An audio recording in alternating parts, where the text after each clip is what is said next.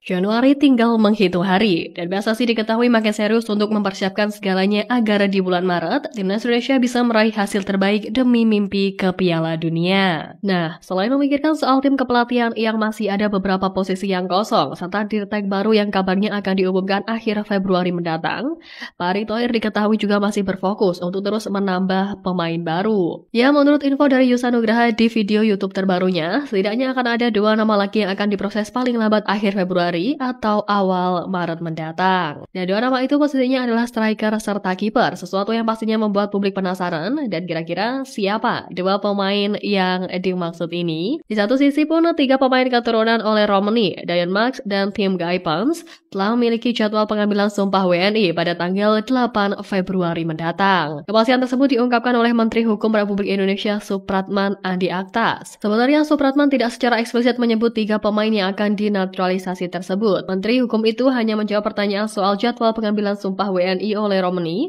namun dia pun menambahkan bahwa ada 2 pemain timnas Indonesia U20 yang juga akan bergabung. Ya, menyusul kepastian ini diberitakan sebelumnya oleh Exco PSSI Arya Sinulinga memastikan bahwa Ole Romani akan mengambil sumpah warga negara Indonesia di Indonesia. Penyebabnya karena jadwal padat Ole Romani bersama sang klub anyar Oxford United. Ya, tapi meski tak mengambil sumpah di Indonesia nantinya, striker Oxford United tersebut sangat antusias dan tak sabar untuk segera membela timnas Indonesia. Bagi Romani, membela tim Garuda menjadi suatu keputusan pribadi, sebab ia mempersembahkan momen itu untuk mendiang sang nenek. Menurutnya ini akan menjadi momen yang spesial dalam karirnya karena bisa bermain untuk timnas Indonesia. Dan kendati masih proses, oleh Romani merasa terhormat karena bisa menjadi bagian dari skuad Garuda.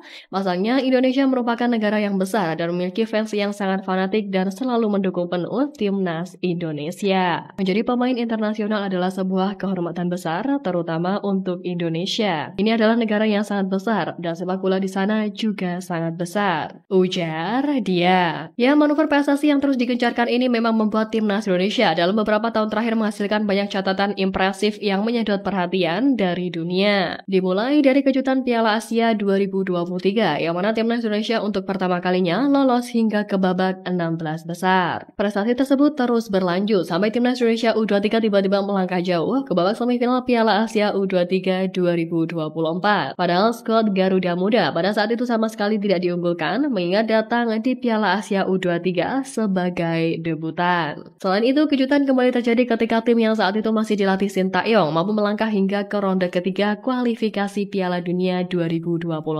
Bahkan menariknya bukan hanya lolos, timnas Indonesia pun mampu bersaing dengan kekuatan internasional di Asia seperti Jepang, Arab Saudi, dan Australia. Sampai laga ke-6 ronde ketiga kualifikasi Piala Dunia ini, Indonesia menempati peringkat ketiga klasemen grup C dengan raihan 6 poin. Ya, semua prestasi tersebut tidak lepas dari peran besar para pemain keturunan yang akhirnya dinaturalisasi oleh PSSI. Dimulai dari Jordi Amat, Sandy Walsh, dan Zain Patinama yang akhirnya membuat timnas Indonesia akhirnya terbang tinggi. Lalu para pemain diaspora lain yang punya kualitas mentereng pun akhirnya bergabung dan memperkuat negara tanah leluhurnya, yang mana sebut saja Marten Pas, Nisil Gers, Kelvin Verdong, Kevin Dykes, Ragnar Oratmangun, Tom Hai, dan J.I. Zels. Banyaknya pemain naturalisasi yang bergabung dengan timnas Indonesia ini lantas membuat warga Belanda mulai muak, di mana keresahan ini dituangkan beberapa warga Belanda dalam sebuah artikel footballpremier.nl beberapa waktu lalu. Warga Belanda ternyata benar-benar diambang panik dengan program naturalisasi yang dilakukan oleh PSSI yang membuat timnas Indonesia makin berprestasi. Mereka bahkan meminta program ini dilarang sebab pemain dilahirkan dan bertumbuh di Belanda sehingga seharusnya tak membela negara lain. Kepanikan ini juga dirasakan oleh Exco PSSI Arya Sinulinga yang kena sindir dari warga Belanda. Dalam kunjungannya ke negeri kincir angin, Arya Sinulinga mengunjungi sebuah toko dan bertemu dengan kasir yang memiliki darah Indonesia. Kasir tersebut mengenali Arya sebagai salah satu petinggi PSSI dan meskipun dengan bahasa Indonesia yang terpatah-patah, kasir itu lalu bertanya, "Ngapain kesini? Mau ambil pemain Belanda lagi? Naturalisasi?" Sontak, anggota Exco PSSI itu terkejut dengan pertanyaan tersebut dan menyadari bahwa isu naturalisasi pemain keturunan di Belanda menjadi perbincangan perbincangan hangat di sana. Ya, memang Yusa Nugraha yang tinggal di Belanda mengonfirmasi bahwa media-media Belanda seperti ESPN ramai membicarakan topik ini. Ia melihat fenomena ini semakin gencar setelah Patrick Kluivert menjadi pelatih skuad Garuda menggantikan Sintayong. Menunjukkan Kluivert menimbulkan berbagai reaksi di kalangan masyarakat Belanda, di mana beberapa netizen Belanda menyoroti rekam jejak Kluivert sebagai pelatih yang dianggap kurang impresif. Selain itu, bergabungnya Alex Pastoor ke dalam tim kepelatihan timnas Indonesia juga menambah perhatian publik Belanda terhadap perkembangan sepak bola di tanah air. Melihat ini, Arya Sinulinga pun mengatakan bahwa setelah Pastoor bergabung, pembicaraan mengenai naturalisasi dan keterlibatan pelatih asal Belanda semakin meningkat. Program naturalisasi yang dijalankan oleh PSSI bertujuan untuk meningkatkan kualitas timnas Indonesia dengan merekrut pemain-pemain keturunan Indonesia yang lahir dan besar di Eropa, khususnya dari Belanda. Ya, strategi ini didasari pada sejarah kolonial antara Indonesia dan Belanda yang meninggalkan warisan keturunan campuran di kedua negara. Langkah ini telah menunjukkan hasil positif dengan peningkatan performa tim, seperti yang terlihat dalam posisi kuat mereka di kualifikasi Piala Dunia. Ya, seperti yang kita tahu, meski SDY berhasil membawa Indonesia naik 50 peringkat dalam ranking FIFA selama masa jabatannya dan menempatkan tim di posisi ketiga dalam kualifikasi Piala Dunia 2026, namun kendala bahasa menjadi salah satu alasan pergantian pelatih karena Sin tidak fasih berbahasa Inggris,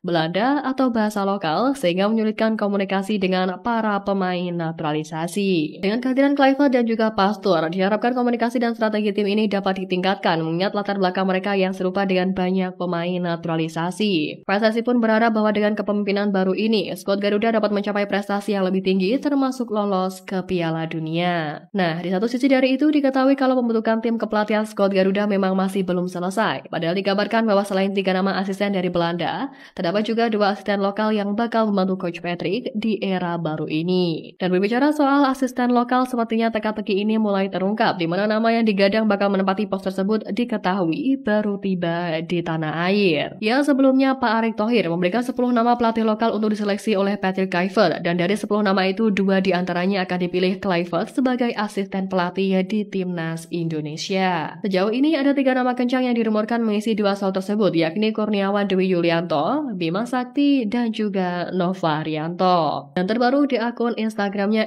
@kurniawankana, pelatih 48 tahun ini tiba di Terminal 3 Bandara Soekarno-Hatta pada hari Rabu 29 Januari kemarin. Selintas tak ada yang aneh ketika Kurniawan Dwi Yulianto memutuskan pulang ke tanah air mengingat Indonesia merupakan negara asalnya. Namun spekulasi muncul ketika sejumlah staf di Komo 1907 mengucapkan selamat dan berharap Kurniawan Dwi Yulianto sampai di Indonesia dengan selamat. Hal itu seakan menandakan Kurniawan meninggalkan jabatan staf pelatih Komo 1907 Primavera demi jabatan baru. Nah, dari ini jika Kurniawan Dwi Yulianto benar dipilih oleh Patrick Kluivert, hal itu memang tidak mengherankan. Ia sekira 3 tahun lamanya menjadi staf pelatih Komo Primavera dan Komo 1907 wanita sehingga berpengalaman menangani pemain-pemain Eropa. Mantan penyerang timnas Indonesia ini juga pernah bekerja sama di tim Primavera bersama pelatih tim senior Komo 1907 saat ini, Cesc Fabregas. Tak sampai di situ, Kurniawan Dwi Yulianto juga pernah menjadi asisten pelatih timnas Indonesia dan juru taktik klub Liga Super Malaysia, Sabah FC.